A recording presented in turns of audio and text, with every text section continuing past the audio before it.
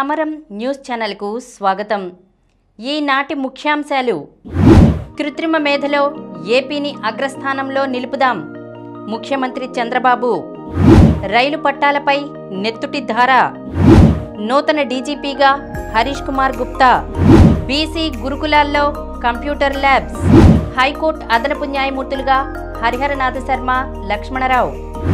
తిరుపతి తొక్కిసలాటపై న్యాయ విచారణ. ఇక పంచాయతీకో కార్యదర్శి. చంద్రుడు అంగారకుడిపై నిర్మాణాలకు సై. రోజు రోజుకు క్షీణిస్తున్న మారకపు విలువ. ప్రస్తుతం డాలర్కు 86.35 రూపాయలు. ఆయన మరణించాడనుకున్నారు, అంతలోనే లేచి కూర్చున్నారు.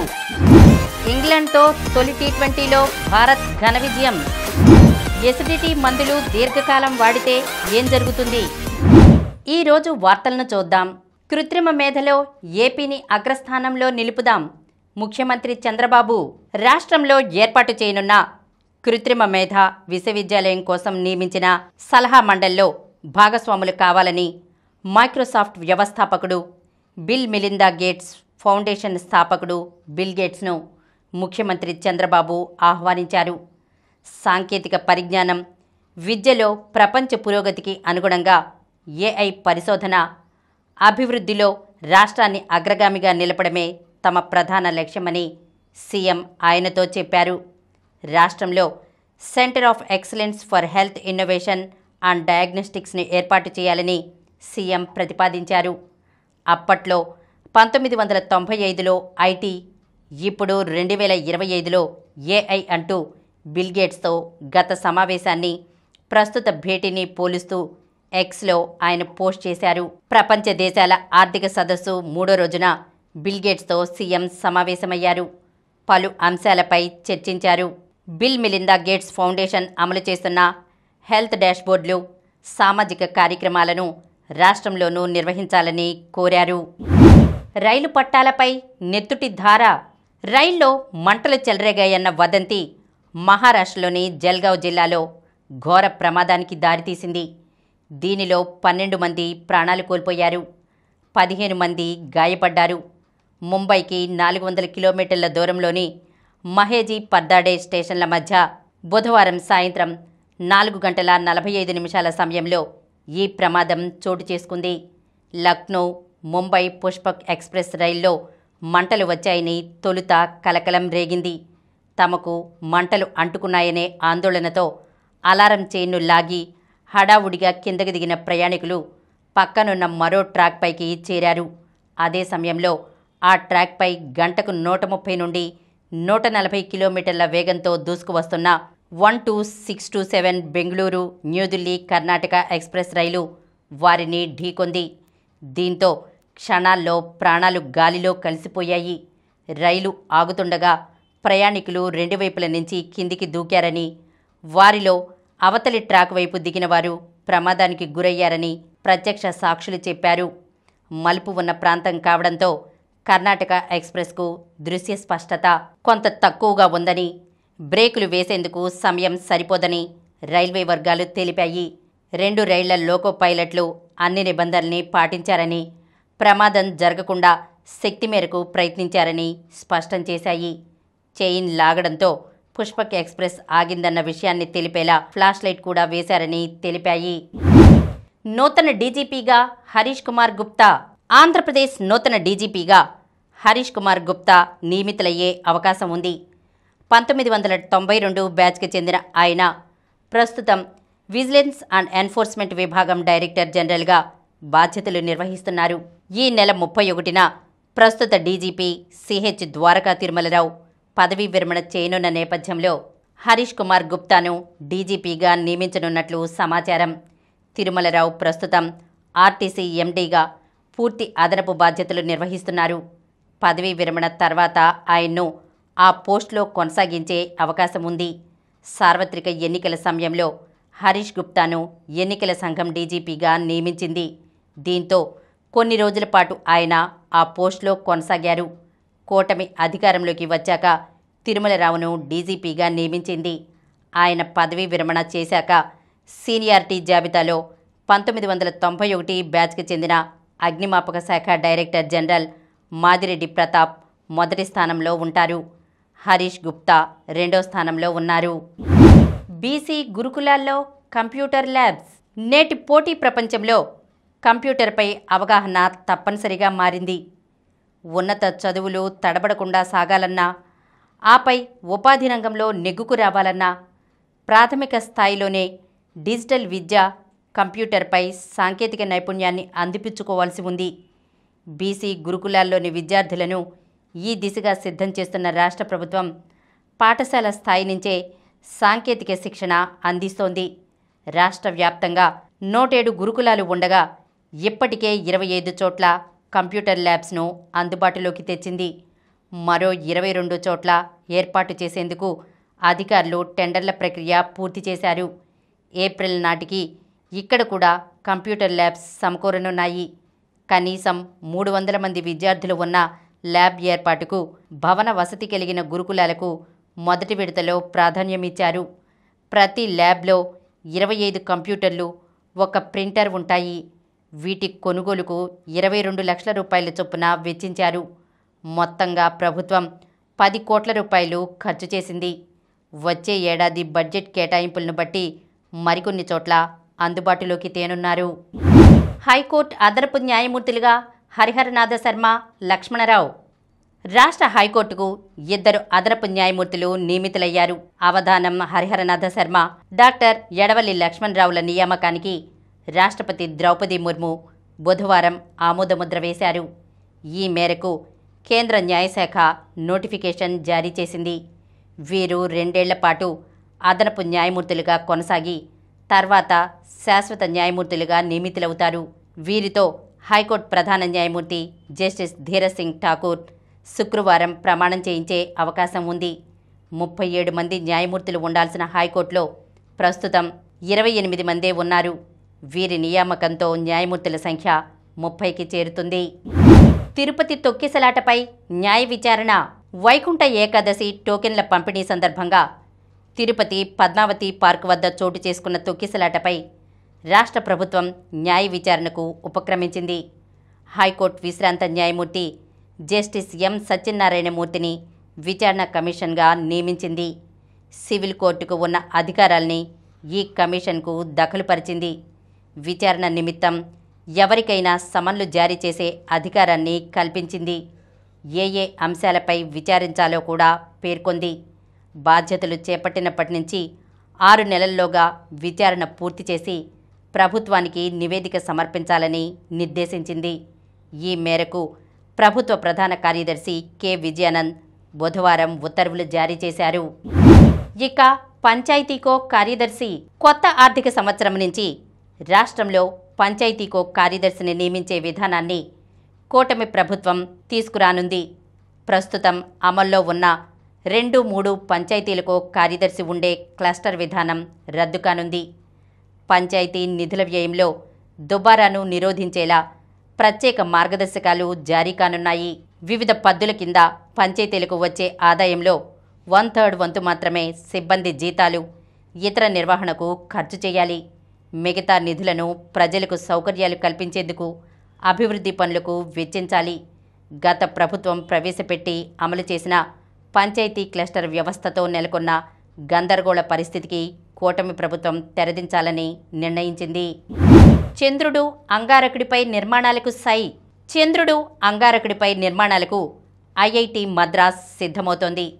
ప్రధానంగా చంద్రుడు అంగారక గ్రహంపై మానవుని నివాసం కోసం అవసరమైన నిర్మాణ సామాగ్రిపై విస్తృత స్థాయిలో ఇక్కడ ప్రయోగాలు చేస్తున్నారు. అక్కడి పరిస్థితులకు అనుగుణంగా 3D ప్రింటింగ్ మోడల్ టూల్స్ను వృద్ధి చేస్తున్నారు. చంద్రుడు అంగారకుడిపై నివాసం ఏర్పాటుకు భవన నిర్మాణ సాంకేతికతను తీసుకురావాలనే లక్ష్యంతో పనిచేస్తున్నామని IIT Madras director professor V Kamakoti తెలిపారు. ఇందుకు ఐఐటిఎంలో ఎక్స్టెమ్ పేరుతో ప్రత్యేక పరిశోధనా బృందం పనిచేస్తోందని వివరించారు. భూమిపై నిర్మాణాలు బరువుగా ఉండడంతో కూలిపోతాయనే భయం ఉంటుంది. రోదశలో అలాంటి భయాలు ఉండవు. జీరో గ్రావిటీ ఉండడంతో అక్కడి వాతావరణానికి అనువుగా 3D ప్రింటింగ్ మోడల్స్ సత్ఫలితాల్ని ఇస్తాయని భావిస్తున్నాం అని తెలిపారు. రోదశపై పరిశోధనలకు 2017లోనే ఇక్కడ మైక్రోగ్రావిటీ డ్రాప్ టవర్ నిర్మించగా అంతరిక్ష వాతావరణం తరహాలోనే జీరో గ్రావిటీ వాతావరణం ఉండేలా ఆవిష్కరించారు. ప్రపంచంలోనే ఈ తరహా టవర్లలో ఇది 4వది. దీని సాయంతో పరిశోధనలు ముందుకు తీసుకెళ్తున్నామని కామకోటి పేర్కొన్నారు. రోజురోజుకు క్షీణిస్తున్న మారకపు విలువలు. ప్రస్తుతం డాలర్కు 86.35 రూపాయలు. అమెరికా డాలర్తో పోలిస్తే రూపాయి మారకపు విలువ భారీగా పతనం అవుతోంది. గతంలో ఎన్నడూ లేని విధంగా డాలర్ విలువ 86.70కి చేరిన బుధవారం రాత్రి 86.35 వద్ద ఉంది. రూపాయి పతనం ఇంకా ఉందనే ఆందోళన వ్యక్తం అవుతోంది. ఈ ప్రభావం ఇప్పటికే వివిధ రంగాలపై కనిపిస్తోంది. విదేశాల్లో చదువుతున్న విద్యార్థులకు ఫీజులు, ఖర్చుల నిమిత్తం గతంలో కంటే అధిక మొత్తాలు చెల్లించాల్సి వస్తున్న తల్లిదండ్రులు తల్లడిల్లిపోతున్నారు. నిత్యావసర వస్తువుల ధరలు మండిపోతున్నాయి. స్టాక్ మార్కెట్లు కుదేలవుతూ లక్షల కోట్ల రూపాయల మేర మదుపర్ల సంపద ఆవిరైపోతోంది. దిగుమతులు ఖరీదైపోతున్నాయి. ఈ పరిస్థితి ఎంతకాలం ఉంటుందనే విషయాన్ని ఎవరూ చెప్పలేకపోతున్నారు. అమెరికా అధ్యక్షుడిగా బాధ్యతలు తీసుకున్న వెంటనే ట్రంప్ ప్రకటిస్తున్న నిర్ణయాల వల్ల డాలర్ ఇంకా బలపడి వర్ధమాన దేశాల కరెన్సీలు బలహీనపడే పరిస్థితే ఉందని పరిశ్రమ వర్గాలు పేర్కొంటున్నాయి. ఆయన మరణించాడనుకున్నారు, అంతలోనే లేచి కూర్చున్నారు. వయసురీత్యా కొన్నేళ్లుగా వెంటాడుతున్న అనారోగ్యం. ప్రైవేట్ ఆసుపత్రిలో చేర్పించి చికిత్స అందించిన ఇక బతకడం కష్టమేనని చెప్పిన వైద్యులు వెరసి 85 ఏళ్ల వృద్ధుడు మరణించారనే అందరూ అనుకున్నారు. అంత్యక్రియలకు ఏర్పాట్లు కూడా చేశారు. చివరికి శ్మశానానికి తరలిద్దామనేలోగా లేచి కూర్చున్నారు. ఈ అరుదైన ఘటన శ్రీకాకుళం జిల్లాలో బుధవారం చోటు చేసుకుంది. సిగడాం మండలం సీతంపేటకు చెందిన ధర్మవరపు అప్పారావు కొంతకాలం నుంచి అనారోగ్యంతో బాధపడుతున్నారు. దీంతో కుటుంబ సభ్యులు జిల్లా కేంద్రంలోని ఓ ప్రైవేట్ ఆసుపత్రిలో చేర్పించారు. చికిత్సకు ఆయన శరీరం స్పందించట్లేదని వైద్యులు గుర్తించారు. మరికొద్దిసేపట్లో చనిపోతారని ధృవీకరించడంతో కుటుంబ సభ్యులు అంబులెన్స్లో గ్రామానికి బయలుదేరారు. మార్గమధ్యంలో ప్రాణం పోయిందని, దహన సంస్కారాలకు ఏర్పాట్లు చేయాలని బంధువులకు సమాచారమిచ్చారు. వాహనం ఇంటి వద్దకు చేరుకోగానే అప్పారావును చూసిన వారందరూ బోరున విలపించారు. శ్మశానానికి తీసుకెళ్లడానికి అన్ని ఏర్పాట్లు చేశారు. అంతలోనే ఆయన ఒక్కసారిగా కళ్ళు తెరిచి కాళ్ళు కదిలించడంతో అక్కడ ఉన్నవారంతా ఆశ్చర్యానికి గురయ్యారు. 15 నిమిషాల్లో మంచంపై నుంచి లేచి కూర్చోవడంతో కుటుంబ సభ్యులు ఆనందించారు. ఇంగ్లండ్తో తొలి టీ20లో భారత్ ఘన విజయం. టెస్టుల్లో సీనియర్ల ప్రదర్శన ఎంత పేలవంగా ఉన్నప్పటికీ టీ20లో తమ ఆట తమదే అని యువ భారత్ చాటి చెప్పింది. సూర్యకుమార్ యాదవ్ నాయకత్వంలో వరుసగా సిరీస్లు సాధిస్తున్న టీ20 జట్టు మరో సిరీస్లో శుభారంభం చేసింది. ప్రపంచ మేటి జట్లలో ఒకటైన ఇంగ్లాండ్కు తొలి టీ20లో బంతితో, బ్యాటుతో చుక్కలు చూపించిన భారత్ 7 వికెట్ల తేడాతో ఘన విజయం సాధించింది. 5 మ్యాచ్ల టీ20 సిరీస్ను టీమిండియా ఘనంగా ఆరంభించింది. టాస్ గెలిచి మొదట బౌలింగ్ చేసిన భారత్ ఇంగ్లండ్ను 20 ఓవర్లలో 132 పరుగులకే కుప్పకూల్చింది. స్పిన్నర్లు వరుణ్ చక్రవర్తి, అక్షర్ పటేల్, పేసర్ అర్ష్దీప్ సింగ్ ఆ జట్టు పతనాన్ని శాసించారు. హార్దిక్ పాండ్యా సైతం 2 వికెట్లు తీశారు. ఇంగ్లండ్ జట్టులో కెప్టెన్ జోస్ బట్లర్ 44 బంతుల్లో 68 ఒంటరి పోరాటం చేశాడు. అనంతరం యువ ఓపెనర్ అభిషేక్ శర్మ 34 బంతుల్లో 79 సిక్సర్ల మోత మోగించడంతో లక్ష్యాన్ని భారత్ 12.5 ఓవర్లలో 3 వికెట్లు మాత్రమే కోల్పోయి అలవోకగా ఛేదించింది. ఇంగ్లీష్ బౌలర్లలో జోఫ్రా ఆకట్టుకున్నాడు. రెండో టీ20 శనివారం చెన్నైలో జరుగుతుంది. ఎసిడిటీ మందులు దీర్ఘకాలం వాడితే ఏం జరుగుతుంది? అజీర్ణం, తేన్పులు, ఛాతీలో మంట వాటి నుంచి తప్పించుకోవడానికి చాలామంది ఒమెప్రజాల్ వంటి మాత్రలు వేసుకుంటూ ఉంటారు. డాక్టర్ సిఫార్సు చేయకపోయినా సొంతంగా కొనుక్కుని వాడేవాళ్లు లేకపోలేదు. అయితే వీటిని దీర్ఘకాలం వాడటం మంచిది కాదని నిపుణులు చెబుతున్నారు. దీంతో ఎముక పటిష్టత తగ్గి తుంటి ఎముకలు విరిగే ప్రమాదం పెరుగుతోందని హెచ్చరిస్తున్నారు. బోస్టన్లోని మసాచ్యూసెట్స్ జనరల్ ఆసుపత్రికి చెందిన డాక్టర్ హమీద్ ఖలీల్ బృందం ఇటీవల ఒక అధ్యయనం చేసింది. నెలసరి నిలిచిపోయిన 80,000 మంది మహిళలను పరిశీలించింది. ఈ అధ్యయనంలో పీపీఐలు వాడేవారిలో తుంటి ఎముక పెరిగే ముప్పు 35% పెరిగినట్లు గుర్తించారు.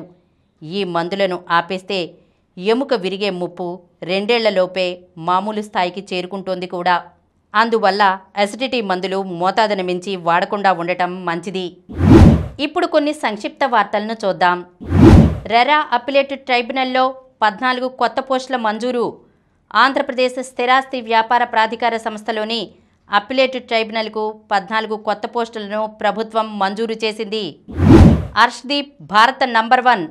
అంతర్జాతీయ టీ20లో అత్యధిక వికెట్లు పడగొట్టిన భారత బౌలర్గా ఎడమ చేతి వాటం fast bowler Harshdeep Singh record సృష్టించాడు. బుధవారం ఇంగ్లాండ్తో తొలి టీ20లో అతను 2 వికెట్లు తీశాడు. దీంతో అతను 98 వికెట్లతో యుజ్వేంద్ర చాహల్ను వెనక్కి నెట్టి అగ్రస్థానానికి చేరుకున్నాడు. ఎదురులేని సిన్నర్, సెమీస్లో Swiatek Keys Shelton. Defending champion Jannik Sinner Australian Open సెమీఫైనల్కు దూసుకెళ్లాడు. ఏకపక్షంగా సాగిన క్వార్టర్ ఫైనల్లో అతడు 6-3, 6-2, 6-1తో 8వ సీడ్ డిమినార్ను చిత్తు చేశాడు. సింధు పరాజయం. ఇండోనేషియా మాస్టర్స్ ప్రపంచ టూర్ సూపర్ 500 టోర్నీలో భారత స్టార్ షట్లర్ పీవీ సింధుకు చుక్కెదురైంది. మహిళల సింగిల్స్ తొలి రౌండ్లోనే సింధు నిష్క్రమించింది. సౌరాష్ట్రతో ముంబై రంజీ మ్యాచ్ నేటి నుంచే. టీమిండియా స్టార్ బ్యాటర్లు రంజీ మ్యాచ్ ఆడడం అరుదైన విషయం. చాలా ఏళ్ల నుంచి ఈ దృశ్యాలే కనిపించడం లేదు. కానీ ఇటీవల టెస్ట్ జట్టు ఘోర వైఫల్యం నేపథ్యంలో పరిస్థితులు మారిపోయాయి. ఎంత పెద్ద ఆటగాళ్లైనా దేశవాళీ క్రికెట్ ఆడాల్సిందేనంటూ బీసీసీఐ స్పష్టం చేస్తున్న నేపథ్యంలో రోహిత్ శర్మ, విరాట్ కోహ్లీ సహా సీనియర్లంతా రంజీల బాట పడుతున్నారు.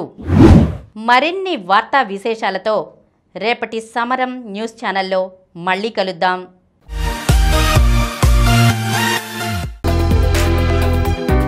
ప్రతిరోజు వార్తా విశేషాల కోసం అనతి కాలంలోనే 20 కోట్లకు పైగా వ్యూస్ సాధించిన సమరం ఛానల్ సమర్పించు సమరం న్యూస్ ఛానల్కు సబ్స్క్రైబ్ చేయండి, లైక్ చేయండి, మీ ఫ్రెండ్స్కి షేర్ చేయండి. అలాగే ప్రక్కనున్న గంట సింబల్ని ప్రెస్ చేయడం మర్చిపోకండి.